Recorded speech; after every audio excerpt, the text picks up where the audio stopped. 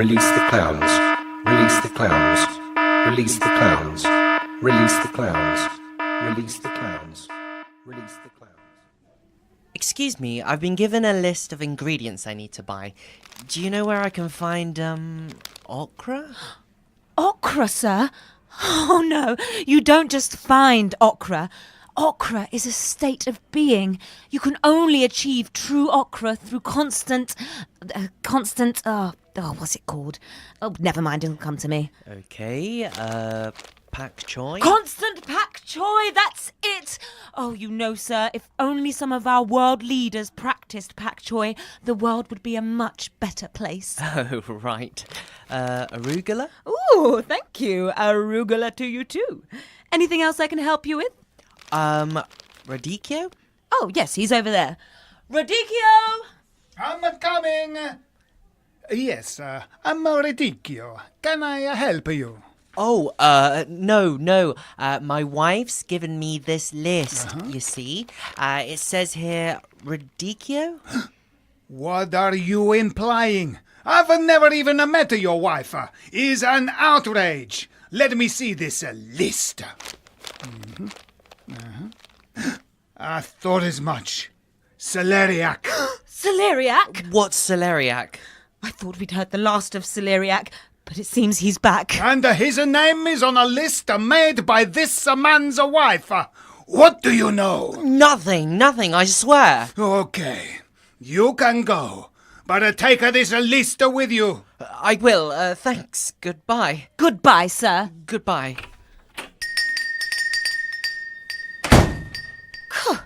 What a lemon. Yeah. Lemon? What's a lemon? Release the clowns! And now on Steve, the home of witless banter. You won't believe what happened next.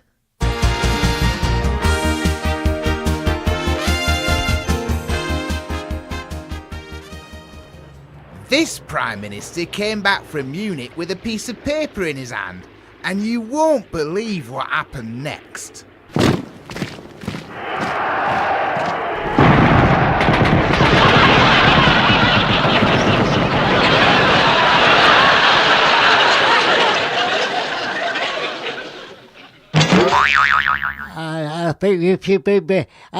Release the clowns. Hello, you must be Mr. and Mrs. Dracula. Here for the house viewing? Yes, I am Count Dracula, and this is my hell bride, Drusilla. Pleased to meet you. I'm Kevin from the estate agency. Back, Drusilla. I am sorry, Kevin from the estate agency, but my wife can sometimes be a bit of a monster. Oh, don't worry, Count. Lots of people react to me that way. So, here is the house. It's a generous 4-bedroom semi with tile-hung frontage and off-street parking. It has no ramparts. Well spotted, Mrs. D. No, it doesn't, but it does have all new guttering. Right. Did your team not get my email? I was quite specific about our requirements.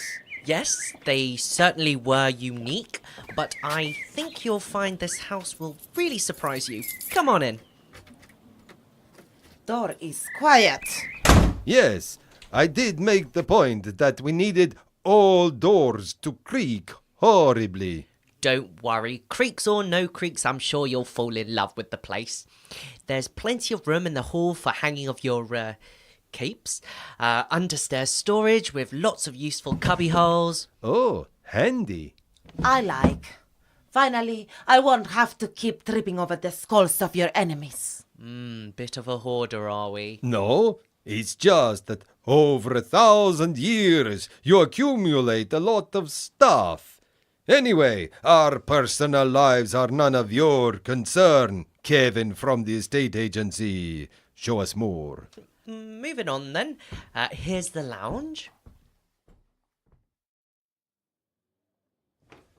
And with the master bedroom, the stunning ensuite wet room. Where is bath? There isn't one. It's all showers that come at you from every angle. But how do I bathe in blood of local virgins without bath? Seriously, Mrs. D? Wet rooms are the cutting edge of cool. After a couple of showers in here, you'll forget all about wallowing in virgin blood. And that's the whole house. Let's go downstairs and you can tell me what you're thinking. Yes, but what about the dungeon? Are you saying there is no dungeon, Kevin from the estate agency? Not as such, no. What? But that was top of list of requirements. Castle with extensive dungeons and crypt. Look, I hear what you're saying, Count. You want a man cave. Now, this house doesn't have a dungeon, but if you look into the garden, the property does come with planning permission for a really big shed. A shed? What in the name of Satan's balls are you blathering about, Kevin from the estate agency? In no way is a shed a suitable alternative to a dungeon. If we were in Transylvania, he will impale you for such suggestion. Yes, well, I'm sure you can get a lot more for your money in Transylvania, but here in Croydon, it's a seller's market. So you'll have to manage expectations. I'll leave you a moment to discuss and see you out the front. So, what do you think? Negatives. It's very clean. No damp or mold. No ballroom, so we can't hold vampire dance of death. No secret passages. It's a galley kitchen without a pantry, so we can string on peasants without them getting in the way. There's no fucking dungeon! But on plus side, there is a girls' school just across the road. Yes. It's a tough one.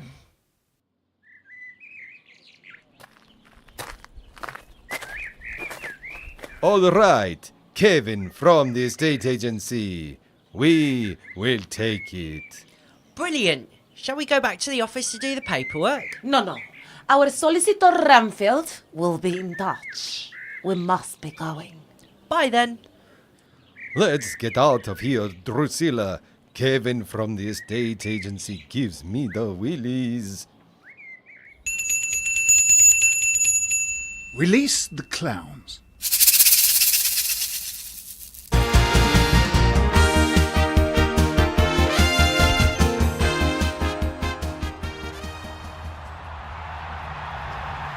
This president went for a drive through downtown Dallas. And you won't believe what happened next.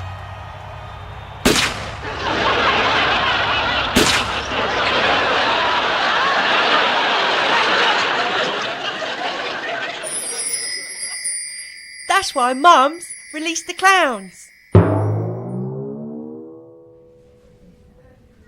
Hi, could we buy a bed, please? The two of you together? Is there a problem? No, we're men of the world here at the bed shop. Right. As far as we're concerned, you're just two mates here to buy a bed that one of you will use. No, we're a couple. Of platonic mates. No, Dave's my boyfriend and I'm his girlfriend. Which is fine.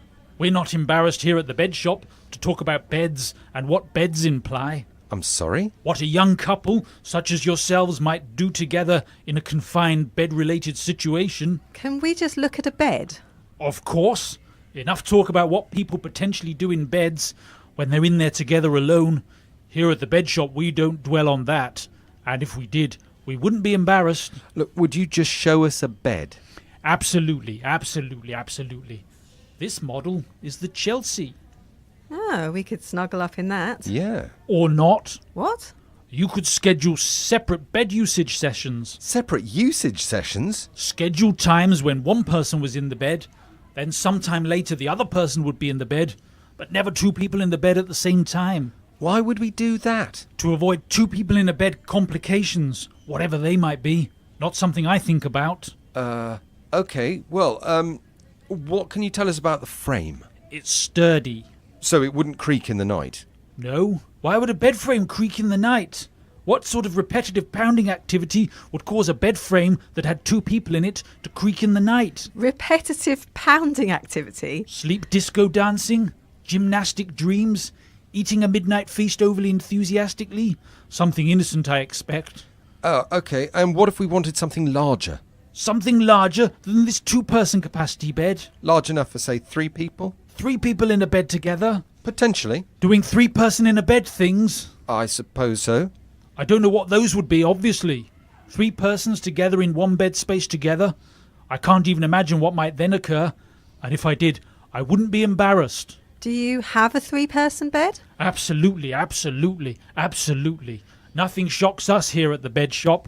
We're men of the world, as I may have said. Completely unembarrassable. And could we test some mattresses? Test them? Yeah, Claire likes a firm one. Oh! So it doesn't sag when we make angry, vigorous love? He's died. Oh, typical. I suppose we'll have to show ourselves around now. Release the clowns.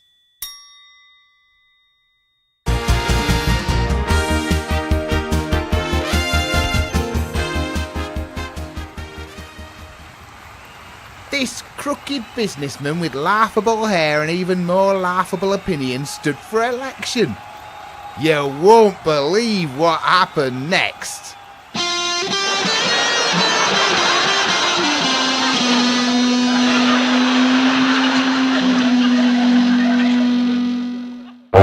Release the clowns. Men of Wessex, we shall be victorious. From this marsh we shall fall upon the Vikings and send them running from England. Yah! We shall strike from this boggy marsh and send them screaming back to Denmark. Oh, we will rise up out of this swampy, boggy marsh and send them crying back to hell. Right, that's settled then. We shall sally forth from this wet, swampy, boggy marsh and drive the Vikings off to somewhere. Speak up, Brother Osric. You have always given us good counsel and led us into the light of Christ. The thing is, we're on this island, yes? He's right, you know, we are on an island. His reputation for wisdom is well earned. Continue, Osric.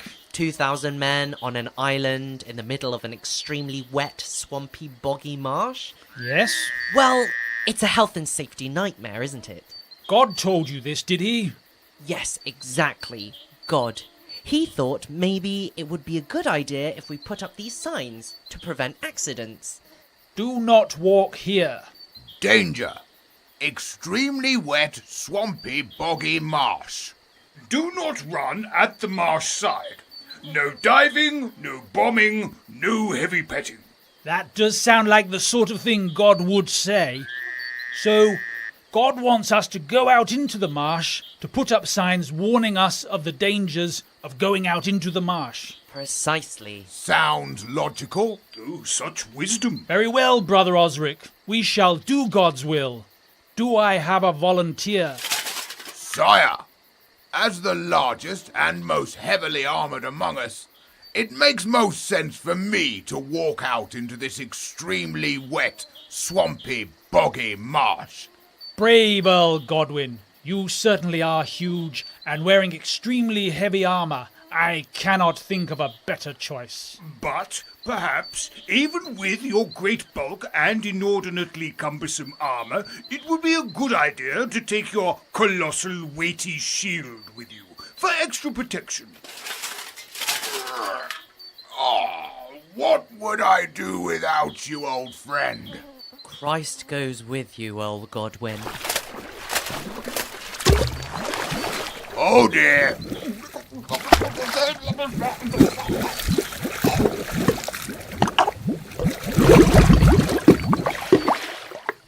Earl Godwin's sunk.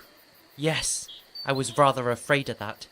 The Lord is testing us, sire. Ah, wisdom. Very well.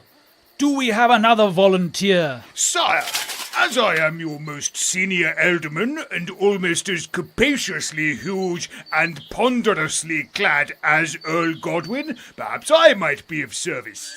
Very well, Earl Egbert. But perhaps we need to do something differently this time. I can ill afford to lose a second Earl. The Lord has suggested a solution, sire. If we widen the load by strapping these two circular pieces of wood to Earl Egbert's feet, he may find it easier. Here you go. Oh, splendid. Just the thing for walking out into this extremely wet, swampy, boggy marsh in my top-heavy armour. Off we go. Earl Egbert, haven't you forgotten something? Why, no, oh, yes! My colossally heavy shield. Yes, I certainly wouldn't want to go out there without this.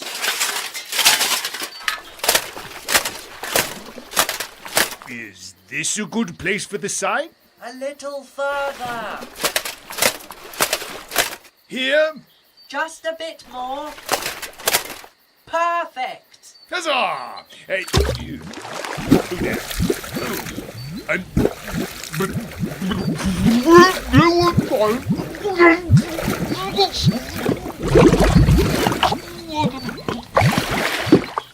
Earl Egbert sunk too. But he died completing God's task, sire. See, the sign is standing.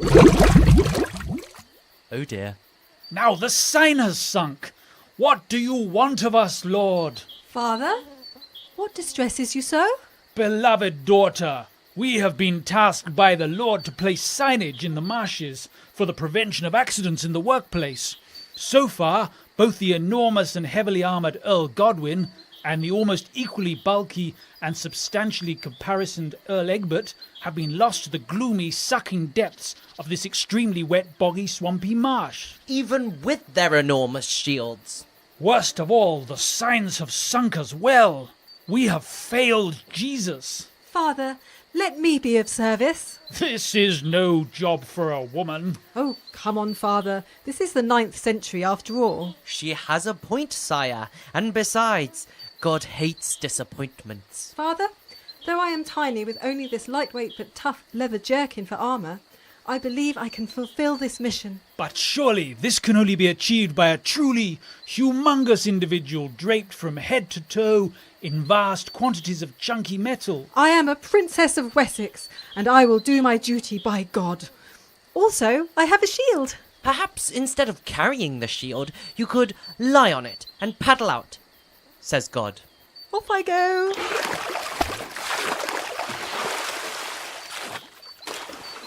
Here should be good.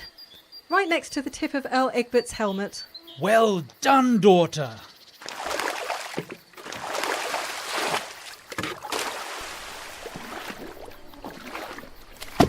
It is an honour to do God's work. God is pleased, my child. And he says there are only 400 more signs to go. Release the Clown starred Karen Morden, Alex Marion, Marco Chu, Helen Duff, Phil Whelans, Jonathan Thake, Emily Sargent, Nick Hildred, Naomi Bonifaux, Lenny Pickard-Daphnis, Martin Hyder and Phil Nice. It was written by Alex Marion, Nick Hildred, Simon Littlefield, Phil Whelans and Jonathan Thake. It was produced by Nick Hildred and Alex Marion. We'd like to take this opportunity to thank our friends in the podcast community.